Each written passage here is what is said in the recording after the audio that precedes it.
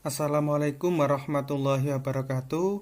Kita akan belajar tentang data hipotetik dan data empirik.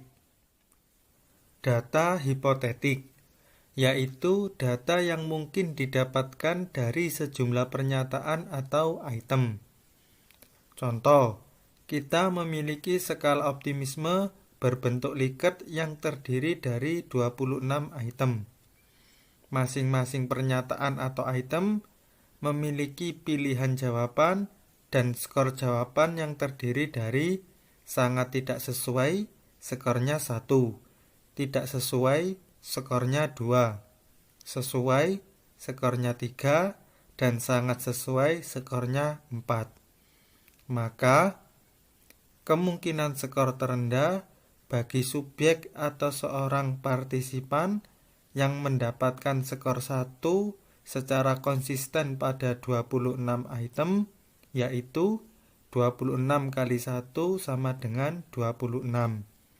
Kemungkinan skor tertinggi bagi subjek atau seorang partisipan yang secara konsisten mendapatkan skor 4 pada 26 item, yaitu 26 kali 4 sama dengan 104. Min sama dengan 104 ditambah 26 dibagi 2 sama dengan 65. Dibagi 2 karena dalam kurva normal nilai min berada di tengah. Standar deviasi sama dengan 104 dikurangi 26 dibagi 6 sama dengan 13. Dibagi 6 karena dalam kurva normal terdiri dari 6 standar deviasi. Berikutnya adalah kategorisasi. Kita dapat membuat 2, 3, 4, 5, atau lebih dari 5 kategori, asalkan rasional dan proporsional. Ini adalah 5 kategori yang berdasarkan pada pedoman yang ada pada buku penyusunan skala psikologi yang ditulis oleh Profesor Saifuddin Azwar. Berdasarkan data hipotetik dan pedoman kategorisasi tersebut, maka kita dapat menentukan kategori sangat rendah jika skor X kurang dari sama dengan 45,5.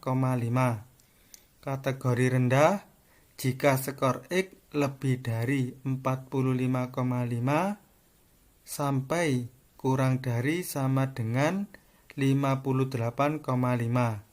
Atau kategori rendah jika skor X sama dengan 45,6 sampai dengan 58,5. Begitu pula kita dapat menentukan untuk kategori cukup, tinggi, dan sangat tinggi. Itu tadi tentang data hipotetik dan kategorisasinya. Selanjutnya adalah data empirik, yaitu data sesungguhnya yang didapatkan dari sampel penelitian atau skor-skor yang didapatkan berdasarkan pada skala yang telah diisi oleh sampel atau subjek penelitian. Nantinya, skor tertinggi, skor terendah, min, dan standar deviasi dari data empirik dan hipotetik biasanya berbeda, meskipun bisa saja hasilnya sama dengan peluang yang kecil. Ini adalah contoh data empirik dari skala optimisme. Subjek pertama mendapatkan skor 3 pada item pertama, mendapatkan skor 3 pada item kedua, dan seterusnya sampai pada skor total untuk subjek pertama adalah 61. Subjek kedua mendapatkan skor 3 pada item pertama, mendapatkan skor 4 pada item kedua, dan seterusnya sampai pada skor total untuk subjek kedua adalah 66. Begitu juga untuk subjek-subjek berikutnya. Selanjutnya, kita akan membuat kategorisasi berdasarkan data hipotetik. Kenapa kita menggunakan kategorisasi berdasarkan data hipotetik? Karena tujuannya adalah untuk mengetahui posisi relatif kelompok terhadap alat ukur, sehingga alat ukur digunakan sebagai acuan. Jika tujuannya adalah untuk mengetahui posisi relatif individu dalam kelompok, maka bisa menggunakan kategorisasi berdasarkan data empirik. Kita copy kolom skor total setiap subjek ke SPSS.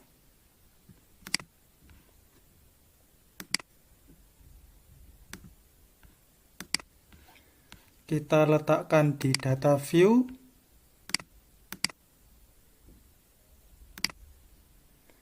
Kita klik variabel view yang berisi keterangan tentang variabel. Kita ganti namanya optimisme. Desimal bisa kita kasih angka 0. Kita ganti jenis datanya menjadi scale untuk data berjenis interval atau rasio. Kita kembali ke data view. Kita klik transform. Record into different variable.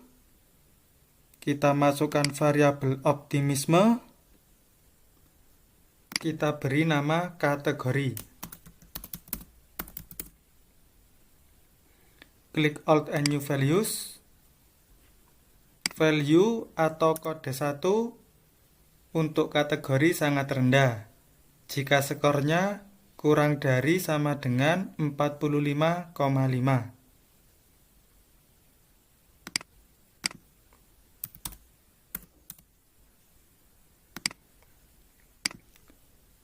Kode 2 untuk kategori rendah. Jika skornya sama dengan 45,6 sampai dengan 58,5.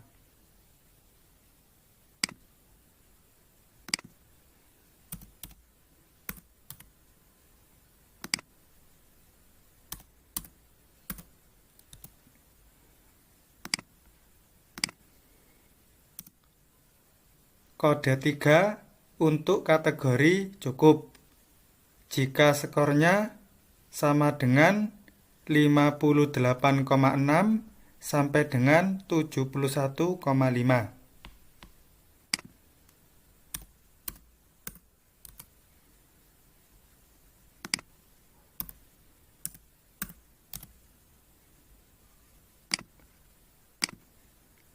Kode 4 untuk kategori tinggi. Jika skornya sama dengan 71,6 sampai dengan 84,5.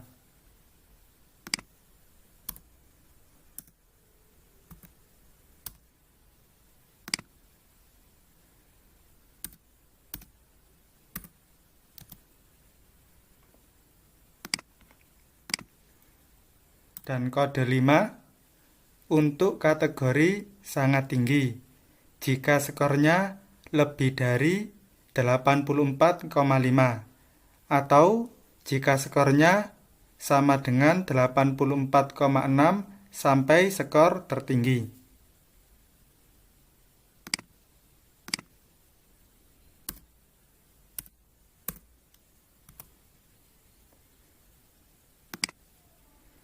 Klik continue. Klik change dan OK. Kita lihat di input data SPSS.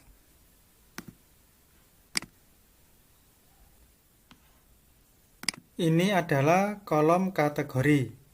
Skor 61, kodenya 3, kategorinya cukup.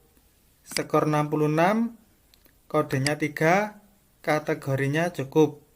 Skor 48, kodenya 2, kategorinya rendah, dan seterusnya.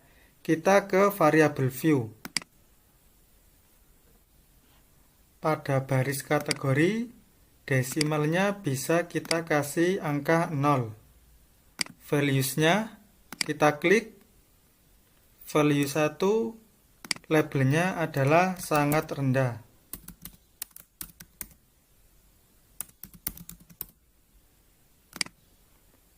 Dua, rendah. Tiga, cukup. Empat, tinggi. Lima, sangat tinggi. Klik OK. Jenis datanya kita ganti ordinal. Kita ke data view. Untuk mengetahui frekuensi pada masing-masing kategori, bisa kita lihat dengan klik Analyze, Deskriptif Statistik. Kita klik frekuensi, masukkan variabel kategori, kita klik OK. Dari output ini menunjukkan bahwa jumlah subjek adalah 51 orang. Terdapat 4 orang atau 7,8% subjek penelitian memiliki optimisme sangat rendah. Terdapat 26 orang atau 51% subjek penelitian berada pada kategori optimisme yang rendah. Terdapat 21 orang atau 41,2% dari subjek penelitian memiliki kategori optimisme yang cukup. Sehingga dapat disimpulkan bahwa sebagian besar subjek penelitian atau rata-rata subjek penelitian memiliki optimisme yang rendah. Sedangkan untuk kategori tinggi dan sangat tinggi, tidak ada subjek yang berada pada kategori tersebut. Demikian yang dapat saya sampaikan. Mohon maaf jika ada kekurangan. Terima kasih. Wassalamualaikum warahmatullahi wabarakatuh.